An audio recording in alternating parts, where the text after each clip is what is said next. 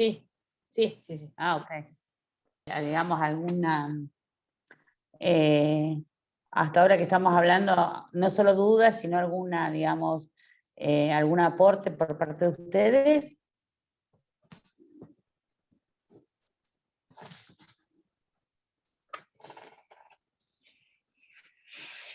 ¿No? Bien. Dudas no, profe, bien. ¿Aportes?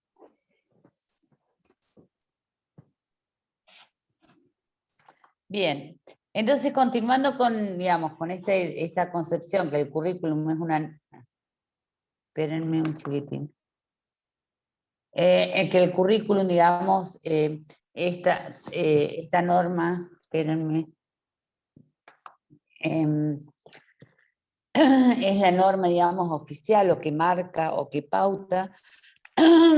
También, justamente esto tiene que ver con los aportes que hacen ustedes, a partir de que también prescribe o plantea el tipo, de alguna manera, de organización de los contenidos a enseñar, ¿sí? Es decir, ustedes, por ejemplo, marcaban esta diferencia entre la escuela técnica, el comercial. También uno de los compañeros planteaba en el chat el tema de la orientación en turismo, ¿no? De alguna manera, atendiendo a estas definiciones que toman en cuanto a de alguna manera, de la orientación de la escuela secundaria, también están vinculados los saberes como o los contenidos también se organizan, se seleccionan, y también marca, ¿no?, esta idea de, digamos, lo que estábamos hablando hace un ratito, esta norma también va a plantear la relación que van a tener los estudiantes, ¿sí?, con el mundo o el contexto sociocultural que lo rodea, y también con la propia escuela. ¿Mm? Bien. Entonces, también va a plantear dentro de alguna manera, dentro de la institución, o sea, también va a pautar, digamos, cómo se van a dar las relaciones entre los actores institucionales, a su vez las normas de comunicación, las formas de comunicación entre los actores, y a su vez la autonomía académica. Ustedes fíjense que a partir, ¿no?, pensándolo en el contexto actual que estamos viviendo, por ejemplo, la escuela secundaria, a partir de la resolución 93 del Consejo Federal de Educación, también pauta, digamos, estas formas de, no solo de el tránsito o el habitar la escuela secundaria, ¿sí? También, digamos, de alguna manera, no siempre pensando en el trabajo dentro del aula, sino pensando o prescribiendo que los estudiantes pueden recorrer o tener instancias formativas fuera de otro ámbito que no fuera el aula. Asimismo, por ejemplo, como ejemplo, la biblioteca, ¿sí?, sus vínculos con diferentes asociaciones vecinales. Las formas, de alguna manera, de cómo se van a pautar estas formas de comunicación entre los actores. Y lo que es interesante marcar, cuando hablamos del grado de autonomía académica, en la resolución 93, sí, lo que va a marcar es que en realidad las instituciones van a elaborar un reglamento, ¿sí?, académico, es decir, digamos, cómo el estudiante, ¿sí?, va a recorrer en la institución, o sea, en las distintas unidades curriculares, y a su vez pauta de alguna manera el tema de la acreditación y la certificación, ¿sí? En realidad, de alguna manera es esto que yo decía, lo que decíamos al principio. Por un lado, el diseño curricular tiene que ver con esta forma de regular el comportamiento, de marcar qué es lo que se enseña y se deja de enseñar, ¿sí? Y también obedece a que forma parte de un contexto social más amplio que son de alguna manera, que está vinculado con este proyecto social, cultural, económico y político. ¿Sí? ¿Alguna pregunta?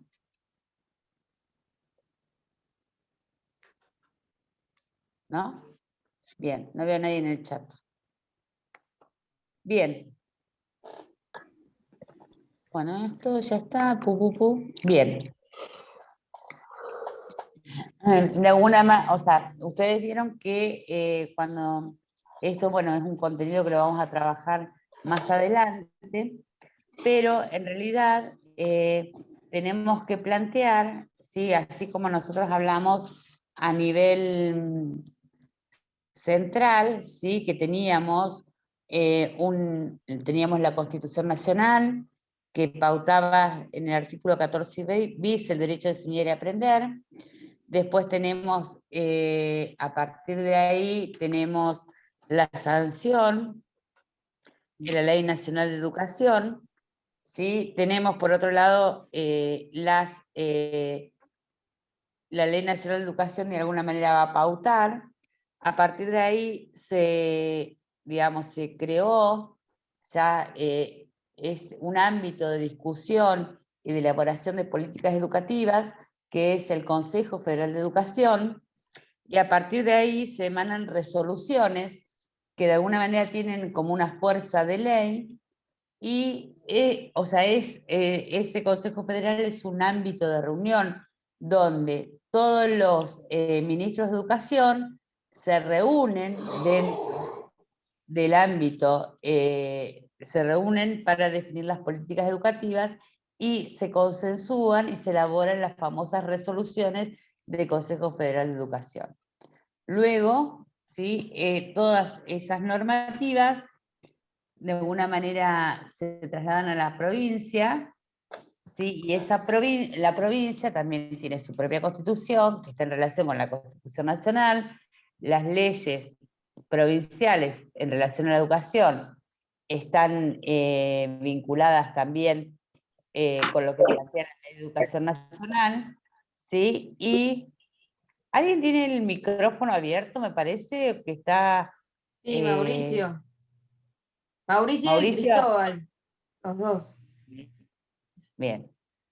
Vos los podés Ahí apagar, Marisa, vos los podés apagar. pero yo no sabía quiénes eran. Mirás al costado y fíjate que tiene el micrófono sin la barrita roja. Apretá arriba y se los desactivas.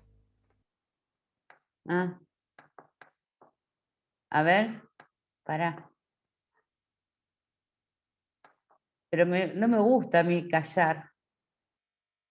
Pero por ahí se olvidan. El micrófono se abre si quieren hablar. Por ahí la gente lo dejó prendido y se olvida. Ha pasado que no les pase un percance de que por ahí se escucha todo. Que no le pase un percance de aquellos. Sí. Como el diputado. Varios percances. Por varios percances han pasado. Varios, exactamente.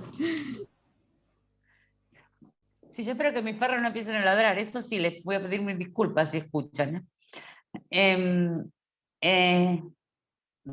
en realidad estaba diciendo o sea, de estas normas que de alguna manera se elaboran en el marco de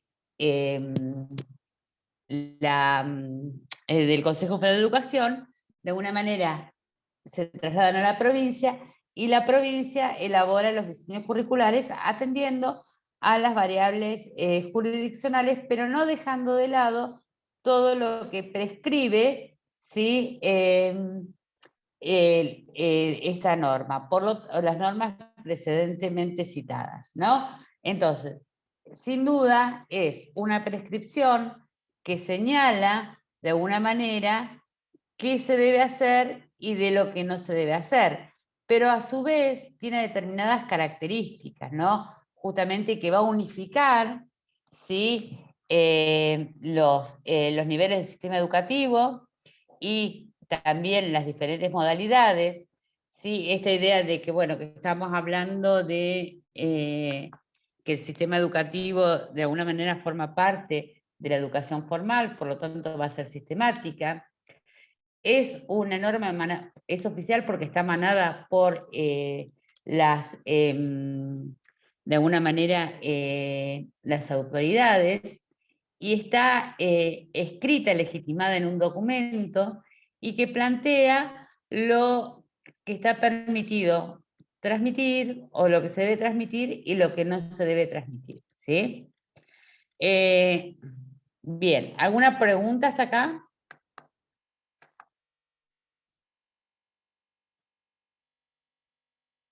No. Bien.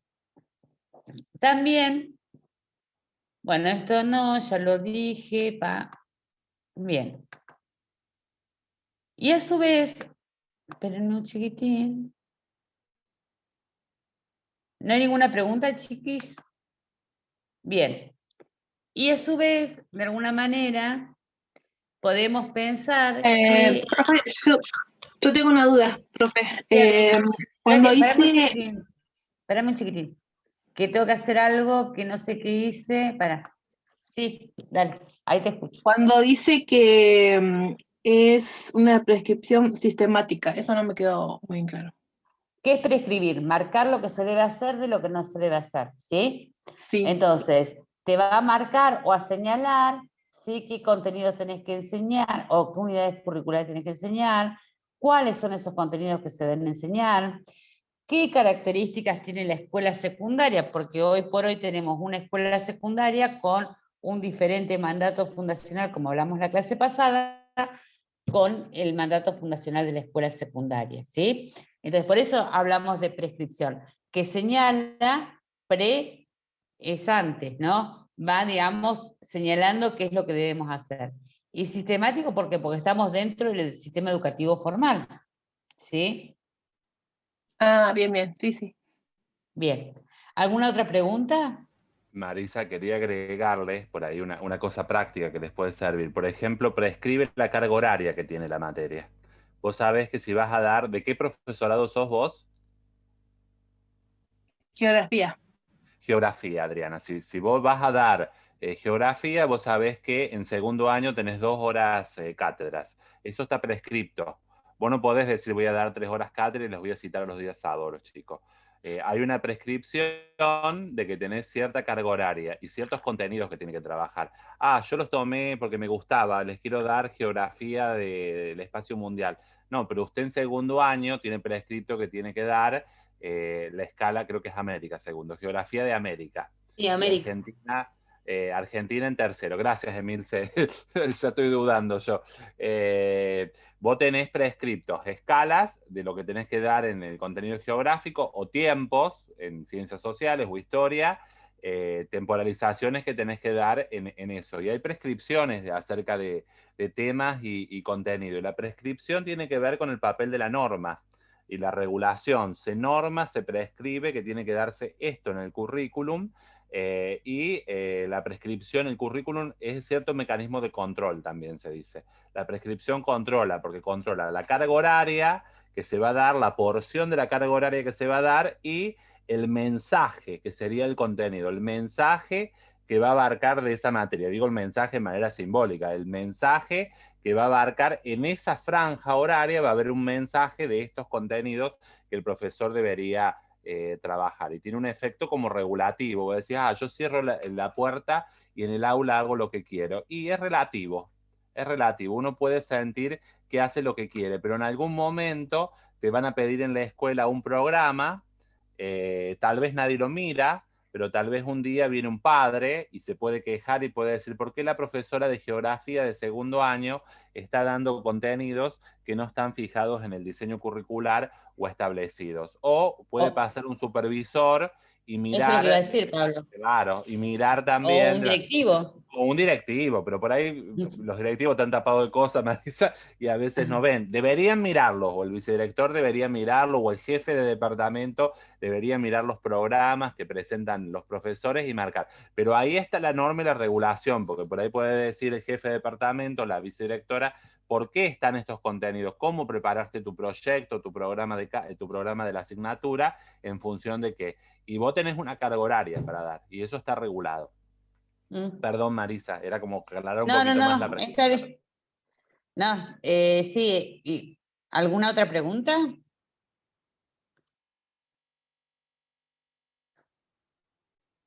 No, bien.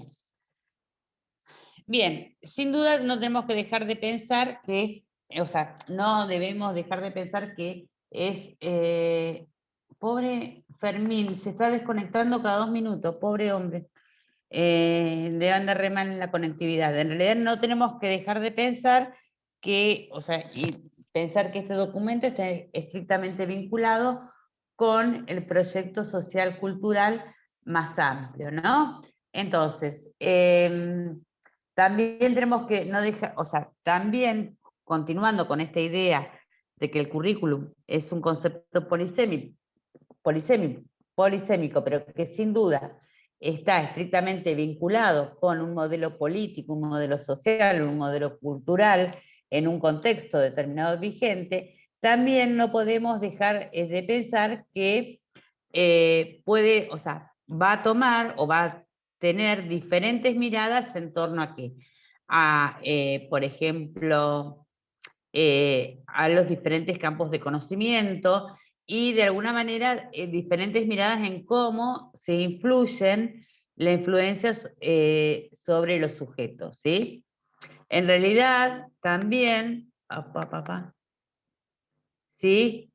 Justamente reiterando un poco lo que dice Pablo, de alguna manera vinculándolo con un proyecto político, social, cultural y político más amplio, también es una forma organizado de cuerpo de conocimiento, ¿sí? De acuerdo al contexto sociohistórico, vamos a tener, van a estar planteados el cuerpo de conocimiento, es decir, como decía Pablo, bueno, geografía tiene determinada carga horaria a partir de la Ley Nacional de Educación. Bueno, antes, ¿cuánta carga horaria tenía? Por ahí no tenía nada la carga horaria, ¿sí?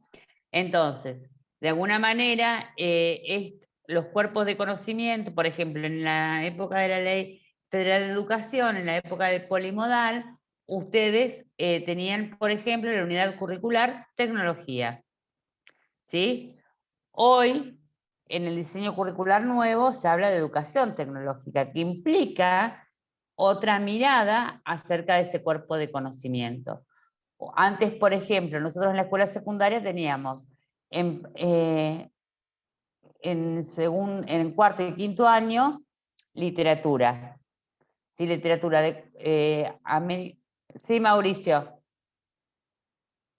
Dale. Por ahí sí, esos cambios que no son solamente en lo nominativo, digamos, no es solamente en el nombre, se notan bastante en lo que hoy es construcción de la ciudadanía, construcción ciudadana, que antes fue instrucción cívica. No, Sí, y perdón, en primero otra época ERSA, Estudio de la claro, Realidad Social ahí Argentina. claro, entonces ahí se nota bastante bien esto que estabas diciendo de cómo los diseños curriculares se condicen con determinados momentos políticos históricos, ¿no? En esa materia o bueno, en esos trayectos se nota bastante ya a partir del nombre nomás, ya se va dando uno la idea, ¿no? Claro, pero además, esto lo voy a hacer media testimonial, ¿no? Cuando yo cursaba la escuela secundaria, obviamente tenía instrucción cívica, ¿no? Y en realidad, de alguna manera lo que marcaba era el rol del Estado, las diferentes funciones de los poderes, cuando en el contexto donde yo transitaba mi escuela secundaria, justamente no decían, bueno, una ley se hace así, pero ahora no se hace así porque el único mecanismo de legislación es el decreto, ¿no? O sea, en realidad, y después formación ética y ciudadana tenía que ver más con la unión de la filosofía, la ciudadanía y la legislación, sí, tal cual lo que vos decías. Y bueno, en tu campo también, Mauricio, ¿o no? Sí, agregaría los enfoques también, que han ido cambiando, que es lo que dicen ellos. Por ahí el enfoque de la geografía también cambió para volver a geografía. Nosotros, Marisa, tuvimos una geografía más física, de los ríos, las montañas, y hoy el diseño curricular tiene una geografía más social, más crítica. Mirce, por ahí les podés agregar vos, que tenés más fresco, que cursaste la residencia y estás en didáctica también específica. Y lo mismo Claudia podría decirles para historia. Hay enfoques, o por ejemplo, ¿cuál es el canon literario en las letras? Es decir, a veces teníamos una visión muy eurocéntrica en lo que había que leer, literatura latinoamericana, literatura argentina hace poco tiempo que se fijó para leer, y la materia de mucha variabilidad es el tema de la ciudadanía. A mí me tocó el nombre educación cívica, que fue en la época de la democracia. Yo ya estaba avanzado, pero qué sé yo, fines de los años 80 se llamaba, o principio, medio de los 80 se llamaba educación cívica. Fíjense en cómo los cambios políticos hacen que esa materia tenga mucha variabilidad, pero piensen en la consolidación del Estado argentino. La geografía y la historia tenía un papel muy ligado a lo militar. El territorio estaba muy ligado a los mapas, y por ejemplo, la historia era una historia del ejército, una historia de las proezas militares en la Argentina. Estaba esa visión, porque estábamos todos en un conflicto territorial con Chile, con los países limítrofes que teníamos, y bueno, cuando surgió la escuela había que marcar esa visión. Les estoy diciendo, fines del siglo XIX y gran parte, principios del siglo XX, esa visión estaba vigente en las materias sociales, geografía, historia, porque teníamos que delimitar por allí el territorio y teníamos que construir una visión. Pero bueno, seguramente eso va variable. Habría que pensar, Marisa, para que tensionarlos un poco, que creo que Dussel lo trabaja, si realmente en este contexto hay alfabetización digital, por ejemplo. Si el currículum hoy está formando una ciudadanía digital o una ciudadanía para este mundo. Si bien se introdujeron las TICs, yo creo que en las disciplinas deberíamos trabajarlas con más peso. Todo lo que es las competencias digitales, la alfabetización digital, y después en cada campo de las disciplinas. Eso está bastante ausente en el currículum. Si bien en las prácticas, por todo el contexto, lo hemos tenido que introducir, hay que formar a los estudiantes en las nuevas competencias digitales y en función también del campo de la disciplina. Y muchos profesores, y me puedo incluir en algún momento, han sido analfabetos o son analfabetos digitales, y también estudiantes, que son los analfabetos de este siglo, chicos. Como para que ustedes piensen en esto cuando dice, se organiza un cuerpo de conocimiento y los contenidos a transmitir. Por ahí está medio desactualizado nuestro diseño curricular y nuestro currículum. Y pero Pablo, vos me sacas.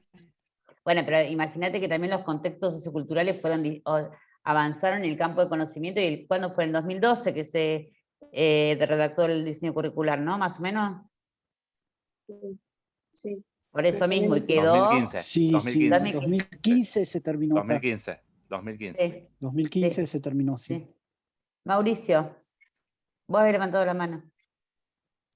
No, a lo que decía Pablo, de que hay que tener en cuenta que esta alfabetización en tanto todo lo que es lo digital y las comunicaciones se debería tomarse en cuenta como algo transversal que atraviesa todos los campos. Sea el campo que sea o el trayecto en que se esté abordando, es necesario contar con esta alfabetización. Sí. Y lo que pasa es que también nos tuvimos que hacer o hacer en el momento, o sea, fue un emergente en el contexto de pandemia, o sea, yo nunca me imaginé que iba a ser tantos años. Fue una de las cosas positivas por ahí, perdón, ¿no? Sí, fue sí. Algo de lo positivo, porque el contexto de pandemia por ahí sí tiene cosas muy negativas en tanto economía, por ahí vínculos sociales, pero también tiene sus aspectos positivos en esto de que pudimos apropiarnos plenamente, los que tenemos al alcance, pero no es toda la población, los que tenemos a nuestro alcance los medios digitales y las comunicaciones, pudimos terminar de apropiarnos de toda la tecnología. Y eso es un aspecto bastante positivo desde mi humilde opinión. No, sin duda, que el tema fue así, o sea, en realidad yo ahora, si vos me decís volver a trabajar presencialmente, y no sé, voy a pensar 2 veces. Porque, o sea, ahora que aprendí, ya está. O sea, ¿Ahora ahí te viví gusta la así, profe? ¿Virtual? Claro. Y ahora estamos más cómodos. Sí, Fíjate, la verdad estamos que en la casa. Los chicos están tomando mate, están almorzando. O sea, Para algunas Estamos... cosas resuelve, para algunas cosas resuelve. Pensá de que por ahí hay algunos tipos de clases, Emilce, que te tenías que ir hasta la universidad, perdías el tiempo. Yo vivo en Playa Unión, perdías el tiempo, casi 40, entre que entras a la ciudad de Trelew y todo, y por allí también los estudiantes trabajan y le podés Uy, facilitar que se puedan se juntar le en cortó esos. a Pablo, me parece, ¿no? ¿Se me O todo cortó? se... No, se te escucha. Ah, Ah, No, pero me había todo era mi asustado. conectividad. No, mi Miraba. conectividad. Miraba, digo, que puede facilitar. Creo que va a quedar un mix. Se está Sí, hablando del concepto de yo educación también. híbrida. Va a Ujú. quedar como un mix, exacto. parte virtual y parte presencial. Es decir, vamos a ver, también puede ser que nos pase que como perdimos tanto el anhelo de la presencialidad que no quedamos a ver más nada con lo virtual. Que digamos, bueno, volvamos a lo presencial y nos olvidemos de... No creo, porque se impactó bastante, aprendimos mucho, coincido con Marisa. Mucho, el año pasado. Y bueno, sí, no es equitativa, tendría que ser igualitaria, Mauricio, el acceso a la virtualidad. En realidad, que bueno, que obedece a políticas públicas más amplias esto, ¿no? Justamente, vos fíjate que también es cierto, los estudiantes que no han tenido acceso, o sea, a ustedes les vino de 10 a los estudiantes universitarios, pero hubo muchos chicos de educación secundaria que no tuvieron acceso a los contenidos. Incluso El compañeros y micrófono, compañeras profe. que hoy les cuesta mucho, Era, compañeras y compañeros que hoy en día tienen que hacer mucho esfuerzo para poder conectarse a una clase y que por Sí. ahí a veces no tienen el acceso o los recursos económicos necesarios para hacerlo, ¿no? sí. Pero bueno, son cosas que supongo que se van. Yo siempre pienso que mañana es mejor, así que supongo que en algún momento va a resolverse. Y en la medida que nos podamos vacunar todos y todas, vamos a estar mejor. Marisa Maggio, en el libro que nos compramos, tiene el Sí, capítulo Enrique. 1 sobre la inclusión digital es un derecho. Yo creo que me parece que una lucha que tienen que dar ustedes es la inclusión digital, chicos. Acá tiene que haber una política de Estado para distribuir algún tipo de dispositivo y dispositivos buenos. Las netbooks fueron importantes para un contexto histórico, pero algunas tablets o alguna cuestión de dispositivo que les permita acceder hoy a todo lo que es videocámara, cuestiones digitales. A ver, no es un lujo, hoy es una necesidad esto. Yo cuando estoy diciendo esto suena como tengo la tablet, como sonaba medio snob o medio así. Creo que debe ser una lucha y que el estudiantado tiene que tomar esto, que todos los estudiantes, porque yo noto que les ha costado cursar a los estudiantes y después la conectividad y sobre todo en nuestra zona, Marisa, que es la Patagonia. Nosotros tenemos que luchar en esta región, bueno, en esta provincia y en esta región patagónica, que no tenemos buena conectividad como en las ciudades o en los centros urbanos por ahí del Buenos centro, Aires. como Buenos Aires o Santa Fe o Córdoba, que son provincias que tienen más habitantes y tienen más. Pero creo que tiene que ser una lucha, chicos, y ahí ustedes tienen que empezar a leer sobre todo lo que es inclusión digital y demandarla también, como un derecho para la educación. Profe, Sí. no solo Sí, a Hola. ver, Claudia quería hablar. Sí, quería hablar un poco, que el otro día también estuve leyendo Docencia y las ratas medias, María Alejandra Ambrosino de la Universidad del Litoral, que habla sobre, sobre las prácticas transmedias. Ella analiza prácticas transmedias que se refieren, digamos, remiten a las prácticas pedagógicas con múltiples soportes, con múltiples lenguajes también, y el desarrollo de experiencia en diferentes, digamos, tramas ambientales en que se va dando estas prácticas o este intercambio, ¿no? Me pareció muy, muy interesante porque también retoma a un antropólogo que habla de Levi, que habla precisamente que dice qué es lo virtual, ¿no? Lo estamos interactuando. Lo virtual tendencia que acompaña a una situación, y acompañar a una situación que en este sentido lo que nosotros estamos haciendo en la práctica de enseñar, en la práctica de aprender, digamos que es la tendencia a las fuerzas que acompañan a un acontecimiento que sería esto, a un objeto, y que se transita en un proceso que es precisamente, lo que nos convocó. Me pareció muy interesante porque porque recuperar, que dice, más allá que la educación viene transitar con soportes tecnológicos ya como es hace mucho tiempo, lo que pasa, como esta idea de derechos que tienen que ver con lo que sobre un derecho a lo que es la comunicación y la información para todos los alumnos, ¿sí? Para todos. Eso tiene que ver con el derecho a la conectividad, preferentemente, y que sea también ese derecho tiene que ser ya un derecho que tiene que estar, no lo quiero decir de esta manera, pero ya no tiene que estar, digamos, ni tiene que ser totalmente gratis. Hoy, el mundo que vivimos, es que tiene que ser gratis. O sea, Claudia. Es un poco esto lo que quería agregar. Claudia, Se interrumpe. tu conectividad está re mala, ¿Sí? pobre. Se te escucha re mala, te perdimos un montón. Bueno. Te estaba escribiendo por el chat ahí, porque está bueno lo que estabas diciendo, pero se nos perdió un montón de cosas. Bueno. Pero estábamos hablando, Bueno. ¿por qué lo podés después ponerlo en el Facebook para poner, porque está bueno lo que estás diciendo? Dale. Dale. Bueno, listo, bárbaro. Porque Sí, yo te es lo estaba que escribiendo que se te escucha más.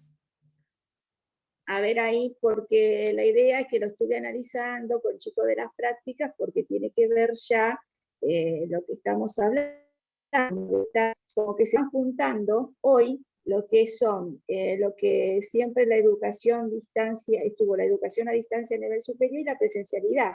Hoy encuentras puntos muy común esta idea, a partir del contexto que estamos viviendo, que se hace cada vez más fuerte esta idea de lo transmediático, ¿no? O el ecosistema de medios conectivos. Se escucha mal, dice. No, ahora no, Ahora te escuchamos bien. Ahora te bien. escuchamos bien. Esto